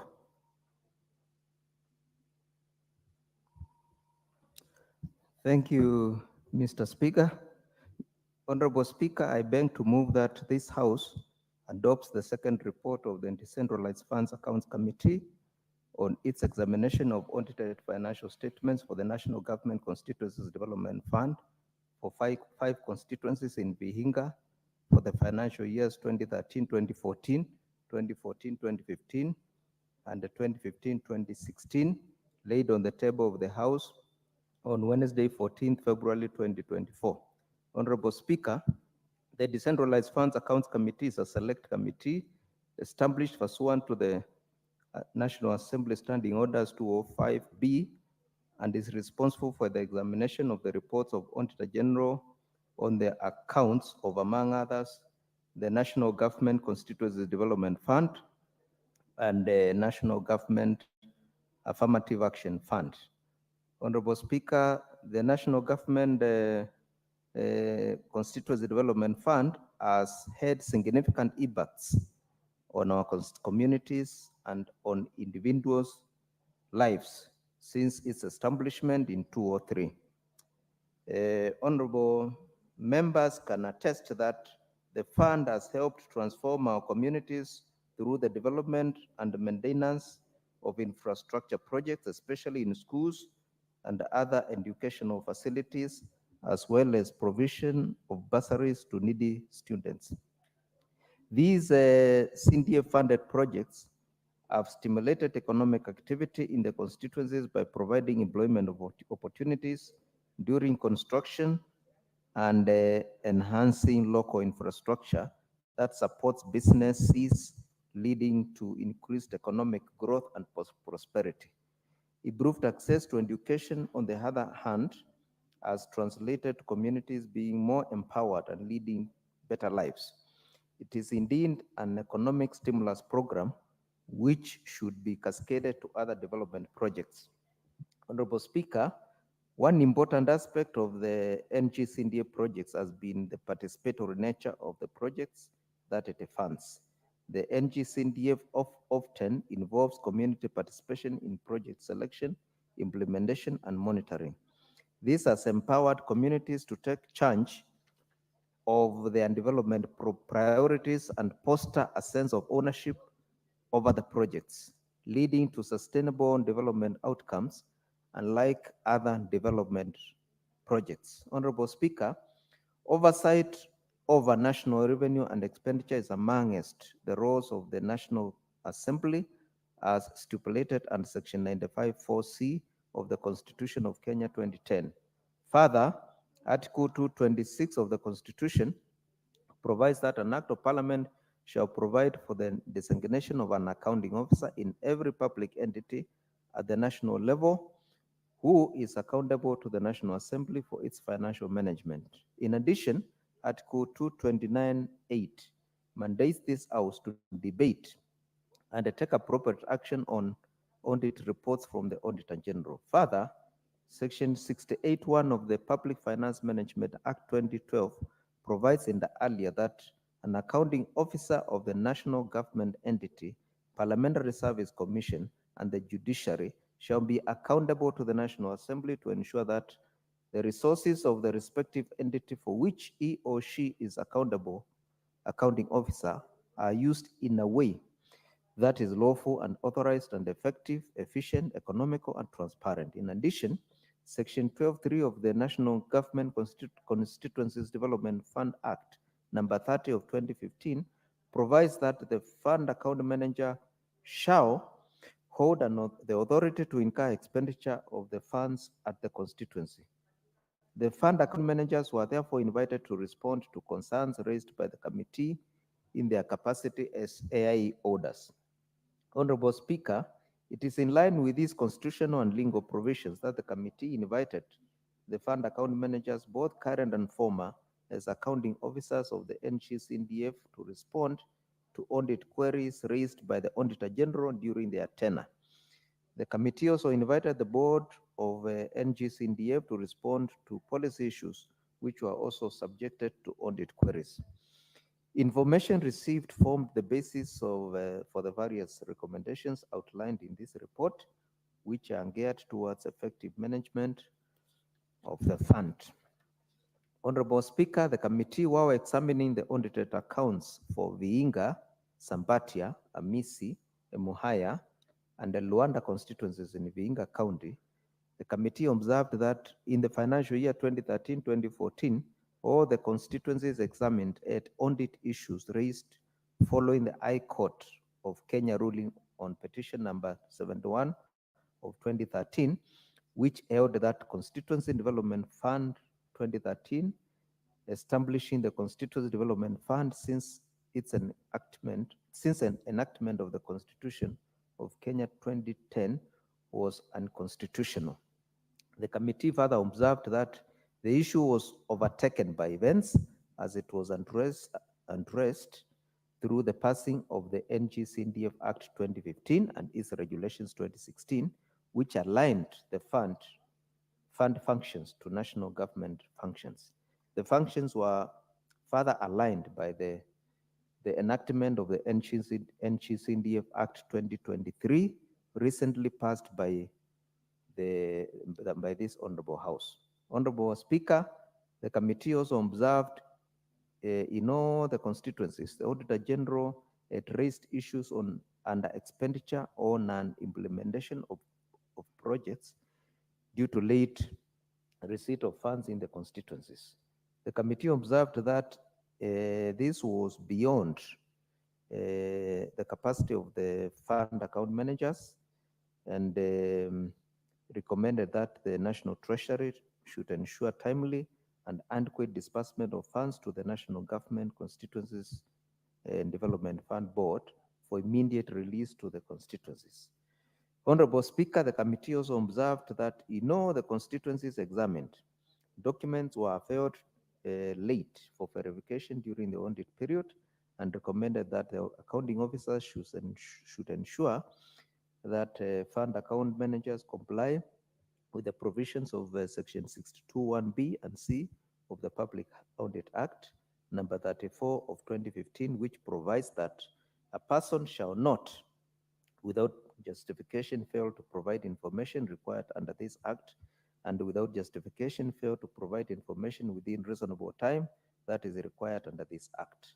Honorable Speaker, the committee also made some general observations and recommendations on issues which cut across 5 constituencies in Vihiga County as follows. Firstly, Honorable Speaker, in the regard to reallocation and use of emergency funds, the committee observed that some of the projects funded using emergency funds did not meet the threshold of the Section 6(2) and Section 8 of the NGCDF Act 2015. The committee recommended that the NGCDF Constituency Development Fund Board should ensure that the fund account managers comply with the provisions of Section C262 and Section 8 of the National Government Constituency Development Fund Act 2015, which provides that Section 6(2), once funds are allocated for a particular project, they shall remain allocated for that project and may only be reallocated for any other purpose during the financial year with the approval of the board. And number 2, Section 8(1), a portion of the fund equivalent to 5% hereinafter referred to as emergency reserve shall remain unallocated and shall be available for emergencies that may occur within the constituency. The constituency committee shall determine the allocation of the emergency reserve in accordance with the Act. And number 3, emergency shall be construed to mean an urgent and foreseen need for expenditure for which it is in the opinion of the committee that it cannot be delayed until the next financial year without harming the public interest of the constituents. Secondly, Mr. Speaker, in respect of pending ongoing projects, the committee observed that the critical cause of pending ongoing projects being common in the constituencies was partial allocation of funds for projects. The committee therefore recommends that the NGCDA board should, with immediate effect, discourage the partial allocation of funds to projects and ensure that projects are completed at most within 2 financial years. Further, NGCDF committee should ensure proper costing of the projects is done through consultation with the relevant government and departments to ensure realistic cost estimates. And the NGCDA board should come up with a realistic policy framework of costing projects for each constituency by the end of the first quarter of the financial year 2023-24, which is informed by the cost of materials, cost of transportation, taxes, inflation index, and the topography of each constituency. Thirdly, Honorable Speaker, the committee observed that there was poor coordination between the Office of the Auditor General and the fund account managers particularly regarding to the timely response to audit queries. The committee further observed that there is need for NGCDA board to inform fund account managers across the country to respond to audit queries promptly. The committee, the NGCDA board, the committee recommended the NGCDA board issues an administrative circular directing fund account managers to comply with the provisions of the Constitution 2010, the Public Audit Act number 34, 2015, the Public Finance Management Act number 18 of 2012, and Public Procurement and Assets Disposal Act number 33 of 2015. 3, the board to ensure the fund account managers maintain the original project management files at the CDF office, while the duplicates are maintained at the project committees at the project sites to ensure that documents are available at the time of audit. 3, the board should ensure constituency committees employ qualified accountants for the constituency offices beginning 23-24 within the 6% administrative allocation to the board. This will strengthen the maintenance of books of accounts and preparation of financial statements. Fourthly and lastly, Honorable Speaker, on the accuracy of financial statements, the committee observed that fund account managers experience challenges in adopting to international public sector accounting standards, IPSAS, reporting framework in preparation of financial statements. The standards were introduced in 2013-14 financial year in the public sector, and the failure to comply with the standards in subsequent years occasioned qualification of financial statements. The committee also established that Public Sector Accounting Standards Board reviews the IPSA standards periodically to take into account emerging issues and conform to best accounting practices. Some fund account managers experience challenges in application of these standards while preparing financial statements as envisaged in the audit queries. The committee recommends that 1, fund account managers comply with the IPSAS framework in preparation of financial statements. 2, the board, in consultation with the Public Accounting Standards Board, conducts continuous capacity building on financial reporting standards for constituency staff. 3, the board, in consultation with the Public Procurement Authority, should conduct continuous capacity building to all fund account managers on procurement laws and regulations within 3 months of the tabling of this report. Honorable Speaker, as I conclude, allow me to mention that while examining these reports, the committee did not find anything adverse or alarming, and observations and recommendations of the committee show there is nothing to worry about in the implementation of CDF projects. I therefore sincerely congratulate the respective members of parliament in these constituencies for the good work they are doing in the constituencies, and thank the fund account managers, both current and former, for their cooperation when called upon to appear to give evidence to the committee on the audited accounts. I also wish to acknowledge the CEO of the board for the technical support they gave the committee during the examination and guidance provided to the constituencies of the policy matters, which have streamlined the reporting of the accounts of the constituencies. Honorable Speaker, I also take this opportunity to appreciate my fellow committee members for their commitment to the work before us and the sitting for long hours to examine the reports before the committee and come up with this report.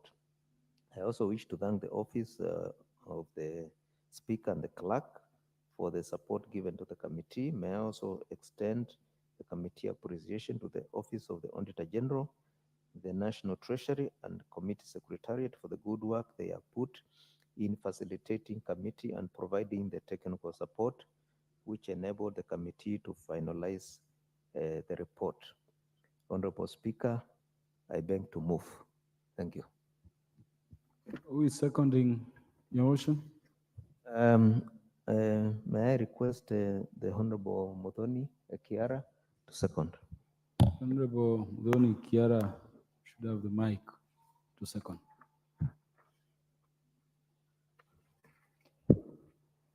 Thank you, Honorable Speaker.